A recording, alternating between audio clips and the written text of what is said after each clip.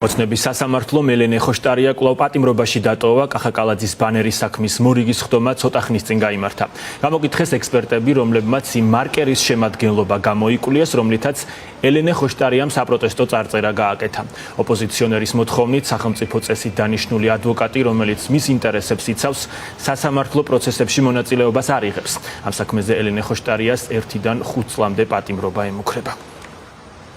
ბრალდების ხარის წარმოდგენილი ყავდა ორი მოწმე იყო ექსპერტი, ერთი ქიმიური ექსპერტი, მეორე საინჟინრო ფინანსური ექსპერტი. ერთ-ერთი მოწმე აღნიშნულ სისხლის სამართლის საქმეზე ვერ მიაწვდის სასამართლოს მნიშვნელოვან ინფორმაციას, ვინაიდან ბრალდება არის აბსურდული.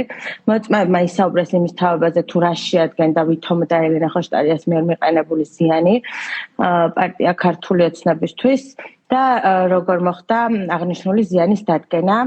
ექსპერტმა განაცხადა, რომ ცადეს მსუბუქი სახის საშუალებით გაკეთებული წარწერის მოშორება, თუმცა ვერ შეძლეს. გარდა ამისა, კვლევა არ ჩატარებულა, მაგალითად იმ მიმართულებით შეიძლებოდა თუ არა სხვაგვარად აღნიშნული ბანერის აღდგენა, თუნდაც იგივე სფერის საღებავის წასმით. ანუ აღნიშნული კითხვა დაცვას არ დაუსვამს, თუმცა რაც ისაუბრეს, აქედან გამომდინარე გეუბნებით, რომ სრულყოფილად არც ჩატარებულა კვლევა.